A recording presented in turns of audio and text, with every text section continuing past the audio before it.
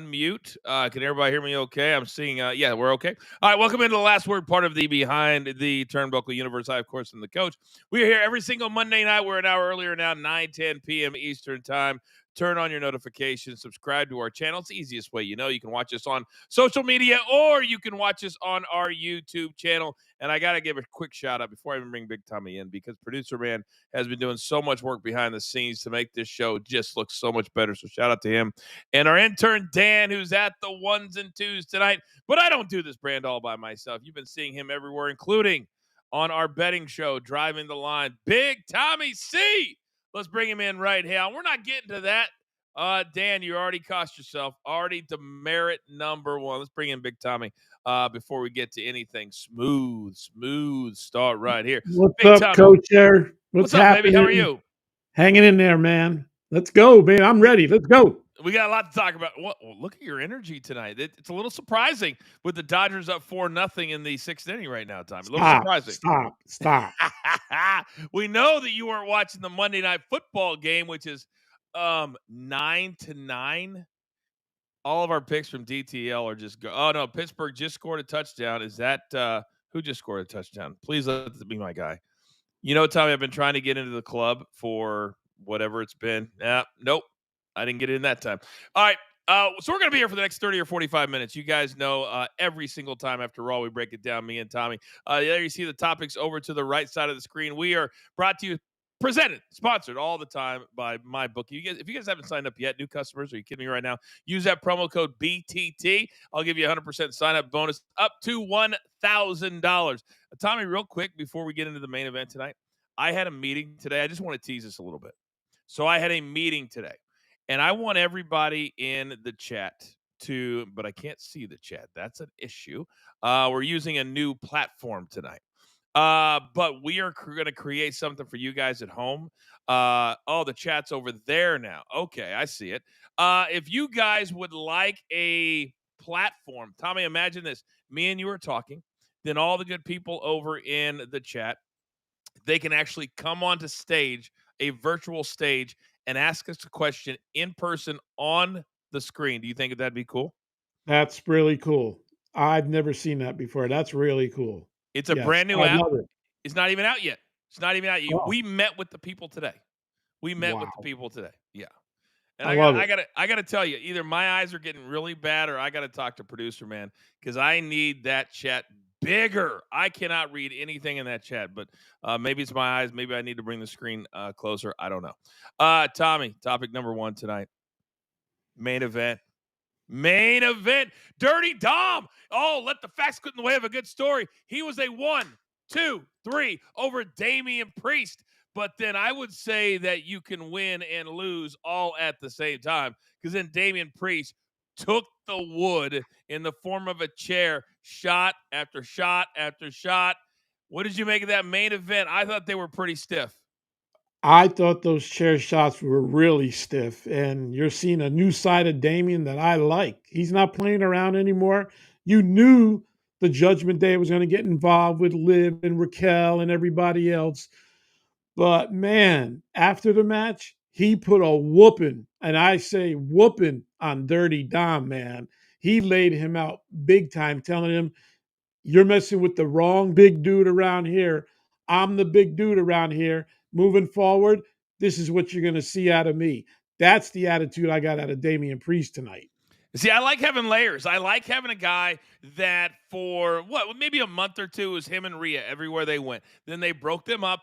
And now if you really want to become a superstar, if you really want to be a guy that doesn't care whether people like you or whether they hate you, that's the guy that we saw tonight. And did you notice when he left and then came back and was standing there over Dirty Dom, did you notice what the crowd was chanting? One more time.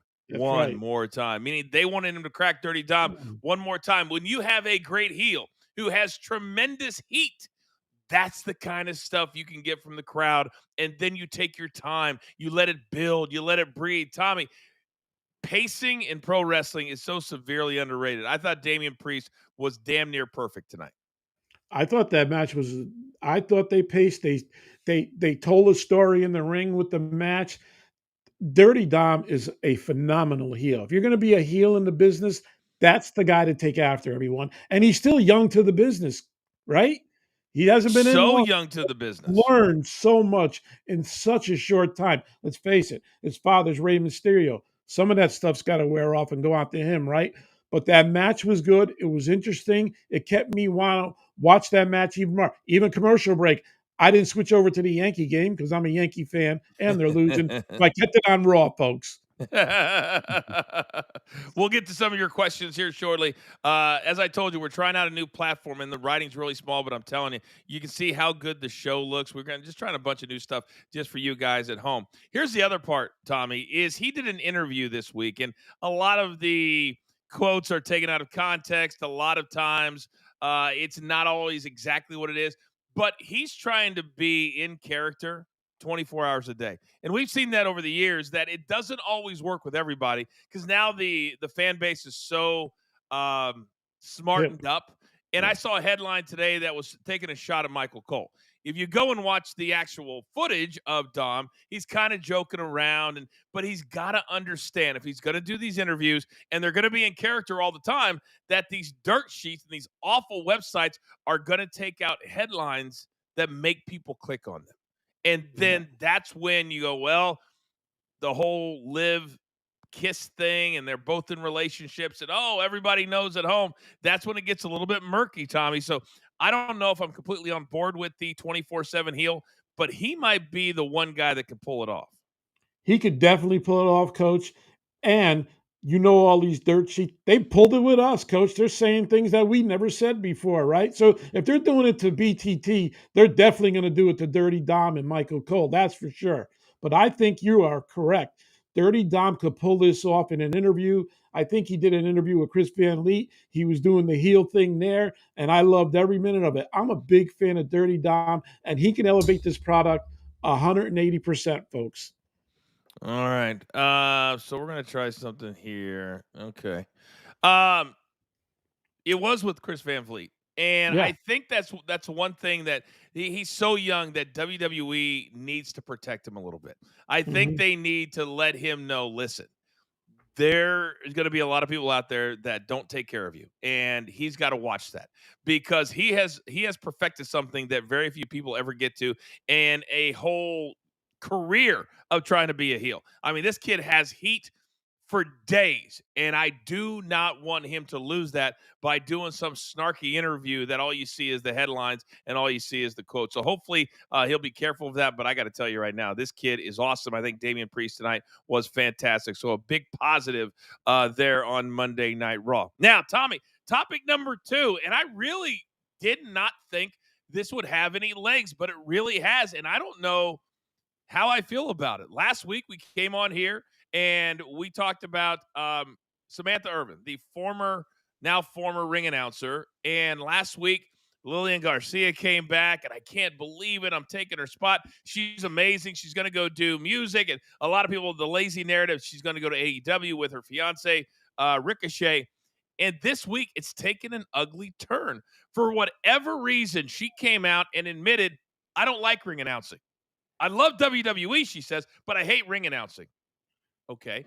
It might be, if you're good at it, the easiest job on the road that there is. Nobody messes with you. You don't have to meet with anybody. You go out there and you do your job.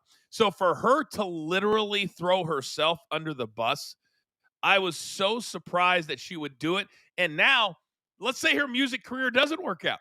Let's see whatever else she goes to doesn't work out. She can't ever go back. And it really surprised me how negative she's decided to take it in the last week. You? Here's my surprise, coach. It's Samantha Irvin. She was a ring announcer. We're on social media and everybody's making a big deal out of a ring announcer.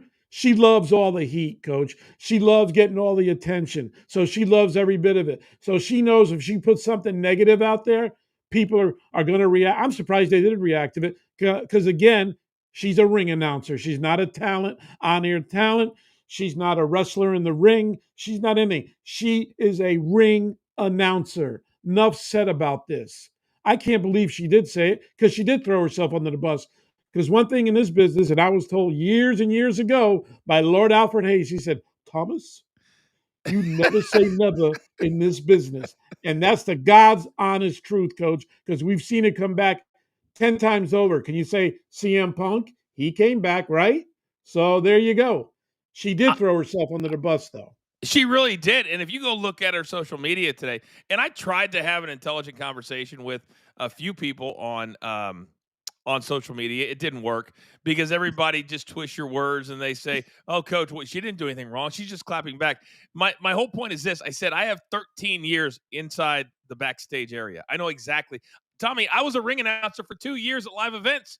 I I know. did that job, and for and I'm also a perfect example. I said 3 years ago I would never talk about wrestling again. I hated it. I was so pissed at Vince. I was pissed at the company. I was pissed at everybody. And then I said, you know what? I'm leaving money on the table. I'm leaving my expertise on the table. And that's how we started the last word and behind the turnbuckle. But now they're at a situation, Tommy, where if she doesn't go to AEW, and she put out another tweet that said, my husband's a millionaire, so I don't have to do something now that I don't like. Why would you ever write that? Why is it so hard to just say this? I just don't want to do it anymore. I want to pursue my music, even if it's not the truth. Right. Even if it's not the truth, take the Right. high road. Because, Tommy, in this world of music and acting and trying to make it in, as a flautist, and what happens if Ricochet only works this one contract? Let's say he does make $1 million a year. That's not going to survive them for the next 35 years, and they're both in their Yeah. 30s. That money goes real quick when you don't have it. So when you have a backup six-figure job that you could go back to because they loved you, and the fan base loved you. Do you know how hard it is, Tommy, to get the fan base to love you? And then to Yes. just throw yourself and the fans and repost all the negative stuff one after another, after another, after another. It made no sense to me. And back to your point, Tommy, at the end of the day, you were just a ring announcer. And is this her way of saying maybe I could be a heel? Maybe I'm going to show Triple H that I could have been a heel manager because look at all this heat that I'm getting. This isn't the kind of heat that you want, Tommy. It's just not. No. No, It's not at just all. not. And let's face it, WrestleMania is where she really came out. They shot her on camera reacting to Cody winning. She was emotional when she was doing her ring announce. Everybody fell for it. They replayed it on Raw 100 times and even on SmackDown or wherever. And that's where she really got her. We know who Samantha Irvin is now. Then we found out she could sing, and then she did the national anthem and everything. But it was WrestleMania when Cody ended the story and he won 1, 2, 3. They showed the emotion of her on a camera of reacting and doing the ring announce, announcing Cody the new champ. That's when Samantha came out. They And that's kind of what I said, Tommy. I said that video of her crying when she announced Cody, you can't tell me you didn't love that in the moment. Right. And but Tommy, I can't get past this. You say you don't enjoy it. What is there not to enjoy? Maybe you could say I wanted to do more, but to say Yeah. you don't enjoy that when you're out there literally 2 hours a week, you're making probably $200,000 and you only got Yep. to travel 3 and they let you do whatever else you want to do. So Yep. Tommy, if she does not have something waiting, if she is not pregnant like I think she is, then to me this is one of the biggest fumbles I've ever seen in the wrestling business ever, especially by a ring announcer. You know what I mean? And Especially by a ring announcer. here's the other point. Say she does go to AEW and she ring announces. She just said she hated ring announcing. So it's a double standard. You know what I mean? She makes a Mm-hmm. fool out of herself. So if AEW throws 300,000 at her, you don't mean she's not going to take that?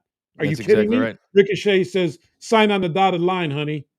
That's it. That's it. And she's so talented. It doesn't make a lot of sense. All right, Jason, Right. here's what we're going to do right now. Just because, to be transparent with you guys, the words are just way too small for me to read on the screen this far away. And we're trying this new stuff. So I love it. Throw Jason back up there and leave it up there until I read it because I can read those words. How are we feeling about the Bloodline showing up tonight? So, Tommy, how do you feel about the fact they start the show off tonight? You got Jay and Jimmy, and then you got that little thing at the end that shouldn't be a little thing with Sami Zayn and Solo Sikoa. So if I'm Solo and they go, hey, Solo, we need you at Monday Night Raw. Yeah, what am I doing? Oh, you're going to be sitting out in a truck.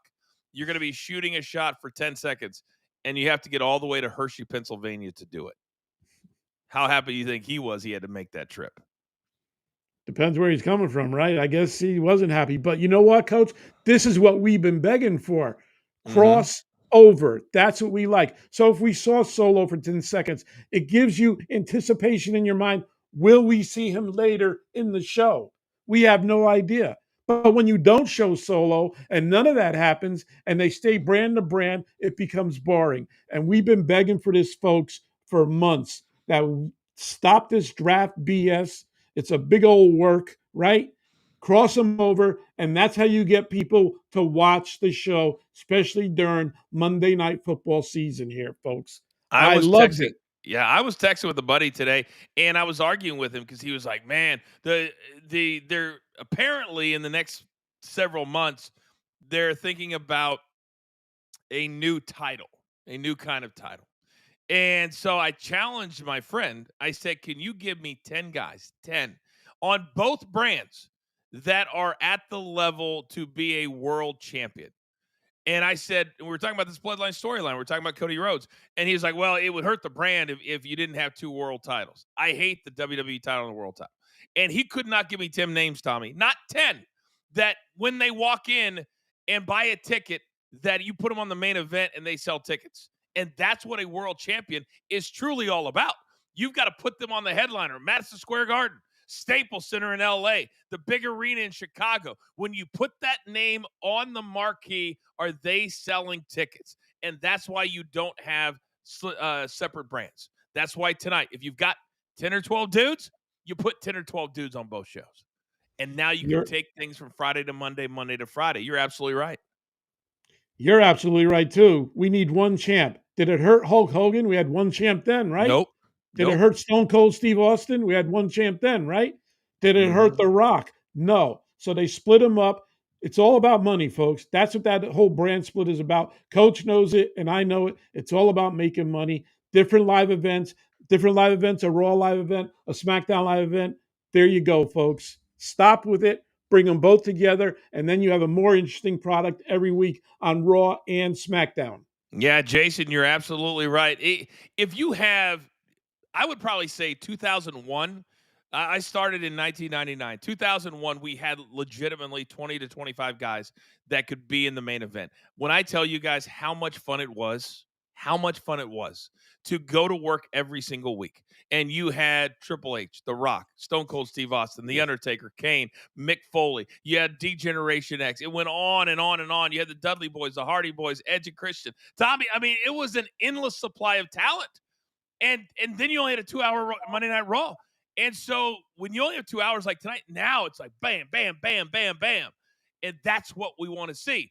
But now you're like trying to, and goes back to the texting I was doing today. I said, we got to get from now until WrestleMania, and we've got to write 104 shows to get there. How are we going to make all this interesting with the Bloodline, with Cody, with the guys on Raw, with Gunther as a world champion, and get through all the PLEs and then get to whatever Cody said this week will be a huge surprise from what Yeah. people think is going to happen at WrestleMania. That to me is the problem when you've got the separate brands.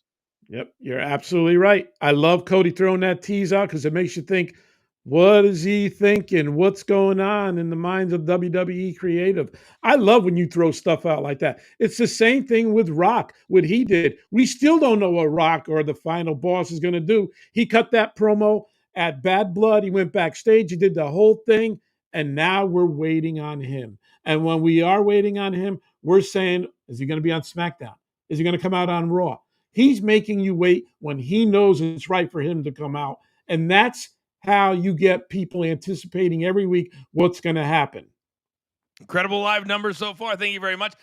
Put any questions you have into the chat. I'll have producer man throw them up onto the screen when it makes sense in between topics. We'll get to as many as we possibly can. Now, we've got another topic, but we've got a brand new sponsor tonight on the show. The next topic, Seth and Bronson Reed, brought to you by in theaters November 8th, The Weekend in Taipei. All right, so we will not play that tonight. Sometimes, Tommy, you got to have trial and error, and tonight a little more error than trial, but it works. It works. But thank you to the live crowd tonight. You guys always tune in. I gotta be honest with you, Tommy. I like the 10 o'clock start, as opposed Yes. to the 11 o'clock start. Just Yeah, because I it's could have past my your warm milk. yeah, it's past your bedtime. So this is really, really good. By the way, Seth and Bronson Reed tonight. We have the crown jewel on Saturday. They have planned like 8,000 shows around this thing. There's shows on Friday. They got the kickoff show. Then they got this show. And then they got, I'm like, oh my God, enough already. We will not, for you premium members, unfortunately, we will not have, at least right now, I will not be doing a live watch along. One of our meetings today is going to kind of circumvent that. We're trying to make everything for you at home more accessible. Me and Tommy are going to start doing live shows, Q&As during the week around 3 Eastern time for those of you who just want to ask about what's going on that particular day. So we're going to add shows because we can't always make the PLEs. I hate Saturday shows, Tommy. I hate Me Saturday too. shows. 1 o'clock Eastern. I've got a family. Yep. He's got a family. He's got a family. Whoopee! And I'm just not going to, I'll be honest, I'm not going to miss my son in a golf tournament No, to I don't watch blame Crown you. Jewel. I'm just not going Right. to do it. Uh, But do you agree with Seth comes out, promo again? I like the whole sing-along thing. And then here comes Bronson Reed. Hey, I promised Adam Pearce that I would not come into the arena, so why don't you come out here to the parking lot? Okay, all right, all right. And then he goes out, and then he takes off the blue jacket. Tommy, he's got another blue jacket blue on jacket. underneath that blue jacket. And then he goes out. Adam Pearce tries to stop him, weakly, I might add.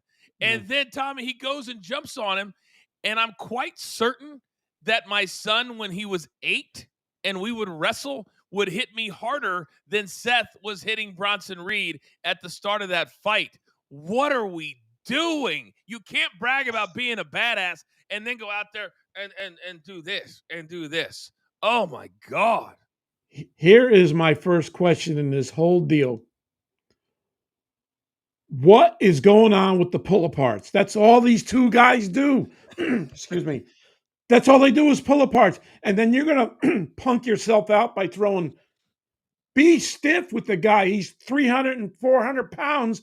Be stiff. If you want to make this thing look real, because we're not believing it. Me and you are not believing this whole storyline with Rollins and Bronson Reed, because we know Rollins could kick his ass any day of the week.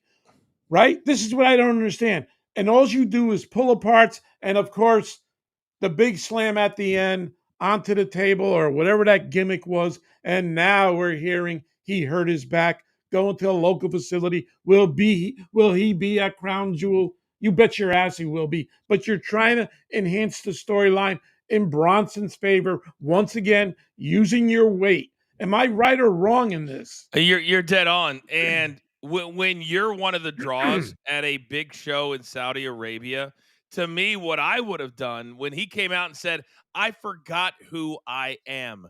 Producer, roll tape. And then I would have gone back to some of the times when he has kicked ass the last 10 years that he's been inside the WWE. But instead, he said, man, I forgot who I am. And I like it.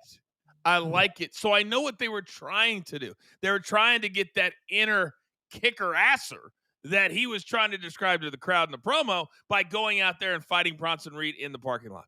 But it made me laugh too, because I was as I watched Tessator, and he was saying, oh, so we have an update. I try to remember all the times that they would make me do that. And they'd say, okay, he's going to a local medical. I never understood why you couldn't say hospital, but it's never a hospital. Local medical facility. We'll have an update. We'll see how he is Saturday at Crown. I'm like, come on, Tess.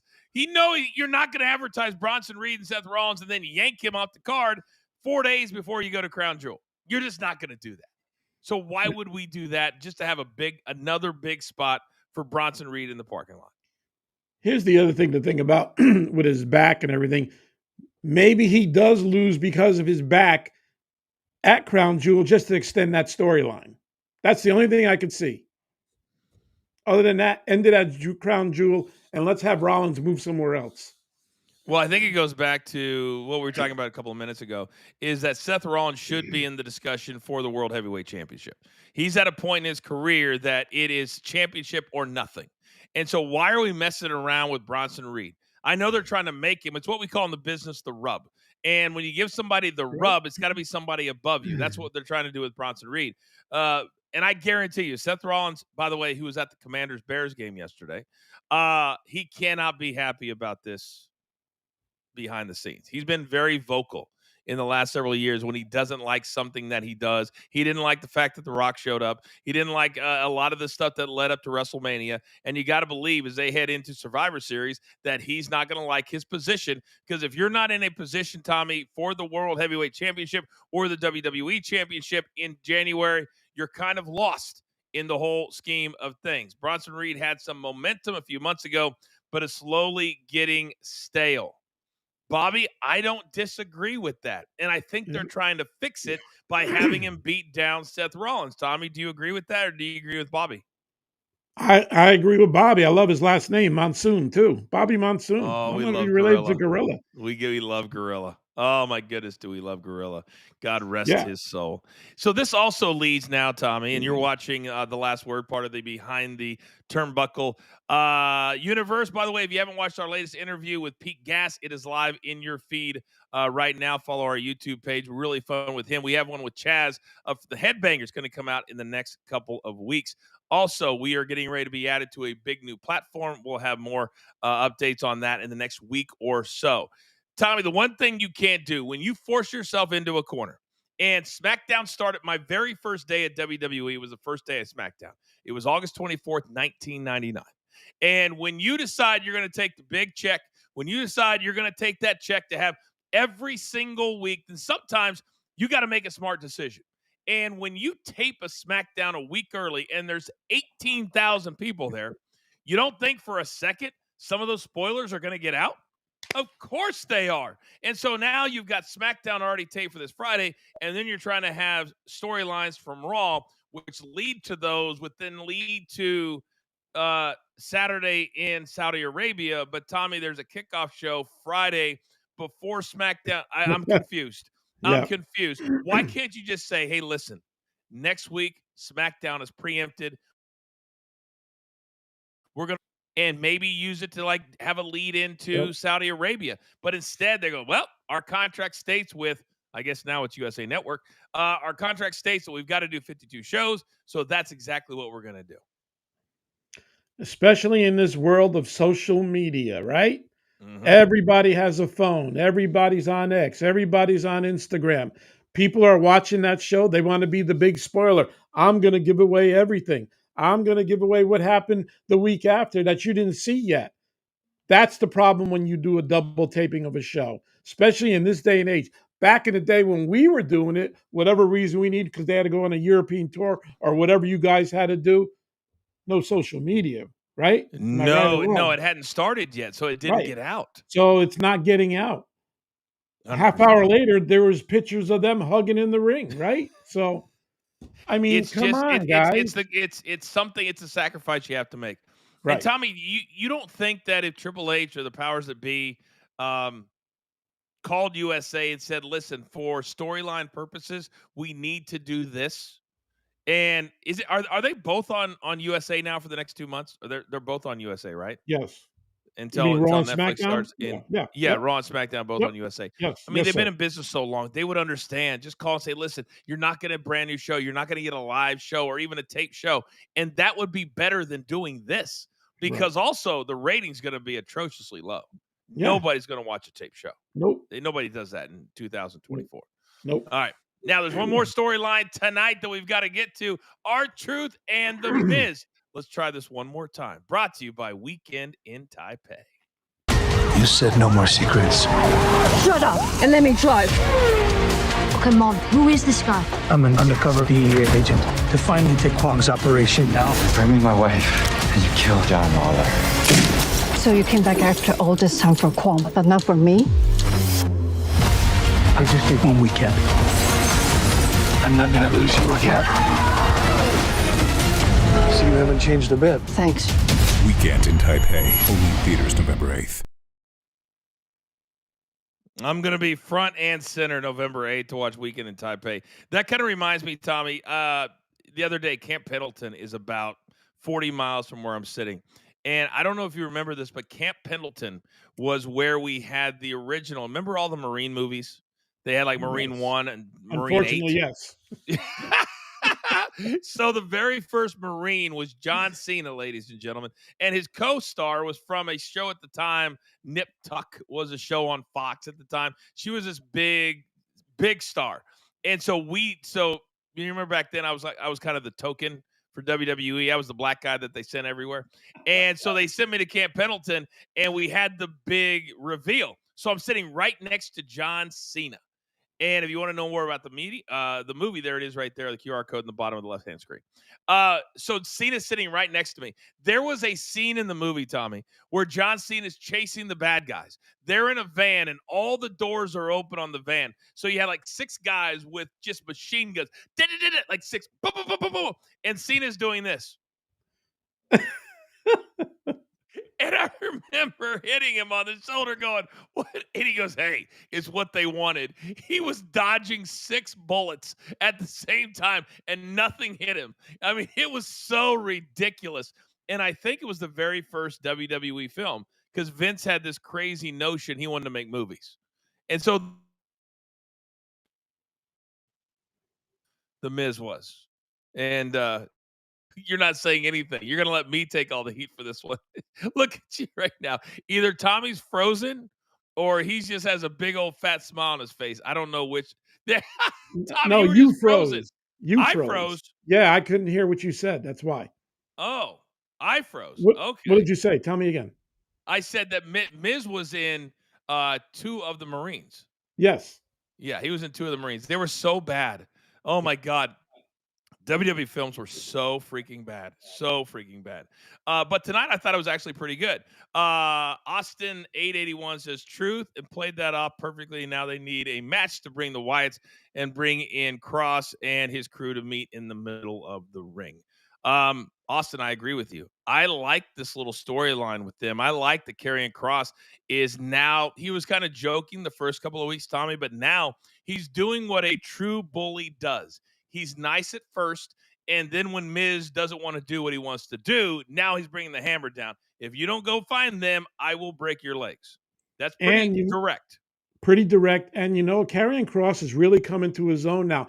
The guy's a pretty good talent. They haven't really given him a shot. I like him leading the Final Testament. I liked him jumping in Miz's face. He was calm first, but you know what? I'll break your leg. He's like John Gotti talking to you, right?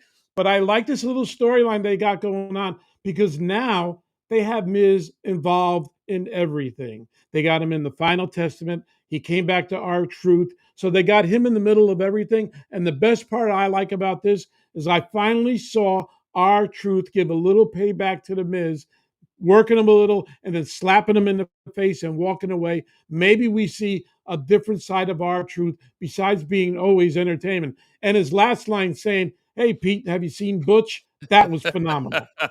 And only him could deliver that. That's what I was going to say. It's giving him layers. It's giving him depth, but it's not losing what people really love about him. And also having just if Pete Dunne understands, that gets him over more in 3 seconds than any match could ever do. That thing right there. And most talent never understand that. Right. They go, oh, I'm just going to be a throwaway. Oh, R-Truth is going to make fun of me. No, they're keeping the Butch thing going. So whenever, Trick gets here, they're going to have that thing going on because you're now in the rap song. Yeah, Tommy.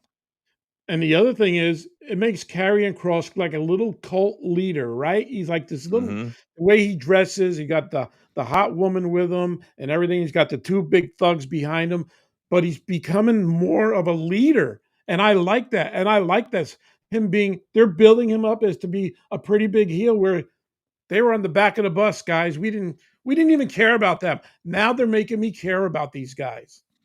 It's really good writing. I really like it. And so tonight, if I was to give Raw, and I think every week, we're going to start some stuff where we can actually ask the people watching at home. And again, thank you. We have such a big live audience tonight. And I apologize, I haven't got to more questions. We'll fix it, I promise. I would have to give Raw 7 out of 10. And I have not thought that it's that good lately. I thought tonight was very enjoyable. And sometimes I have to remind myself, not just because we do the show, Tommy, but I have to remind myself that I enjoy pro wrestling.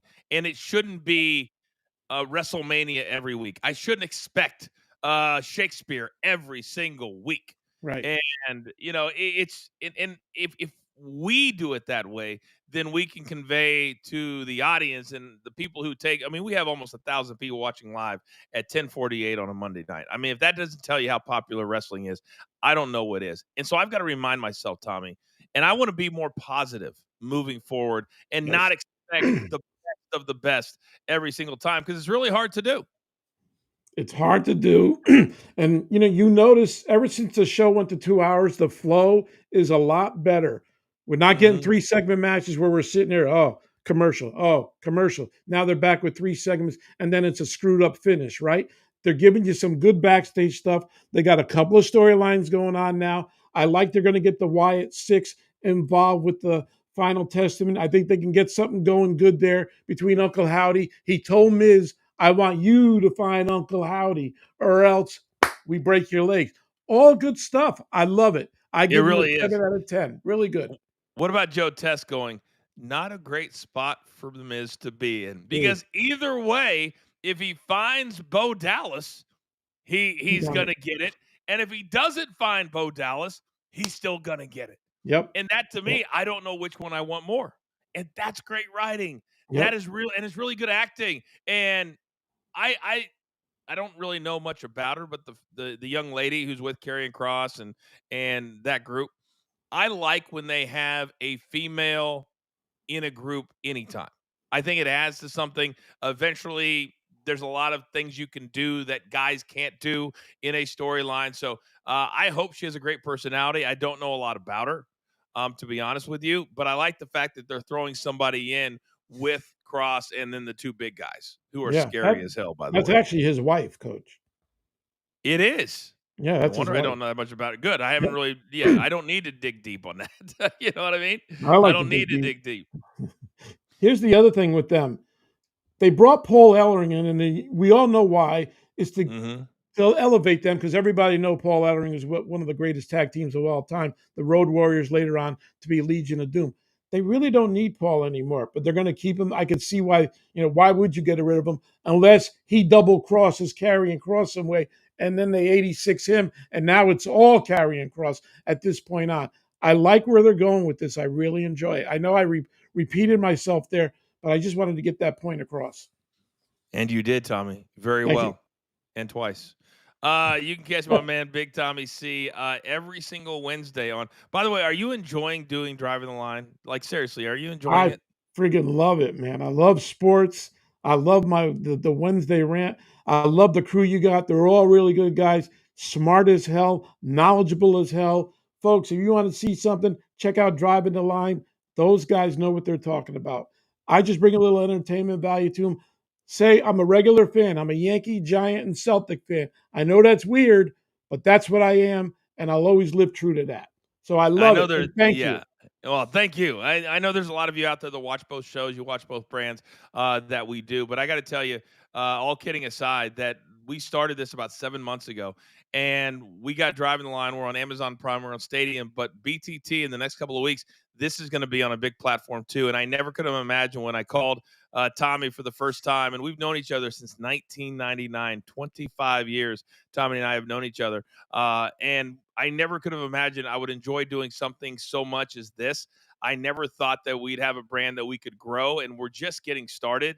And for all of you watching at home, it sounds sappy, it sounds weird, but you're allowing us to do something that we love to do, and you're allowing two buddies that have been best friends for 25 years to get to do this all the time, and we absolutely love it. So, Tommy, for you to be on both brands when you'd never been on TV before 8 months ago or 7 months ago, it's crazy, man. You're doing so good. You really, really are. I really appreciate, like, when you called me in February, oh, yeah, I'll help you produce it. No, I want you to be the co-host and give your history of being with the company. And it all worked. It worked with you and me. You're the on-air talent. I was behind the stage.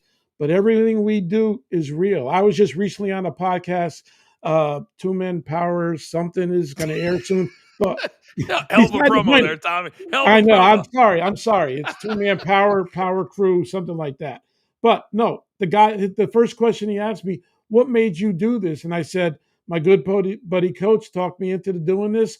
And here's the thing I said to the guy, John, I said, we're real. We were in the production meetings. Everybody else can anticipate what happened, but we were there for over 40 years, folks. We were there for all of it. That's damn right, and I think that's why I get so fired up about the Samantha story. I get so fired up about different talent, the way that they go out. It's just one of those situations, Tommy, that this was our life. It literally, this was more than half of your Yes. professional adult life.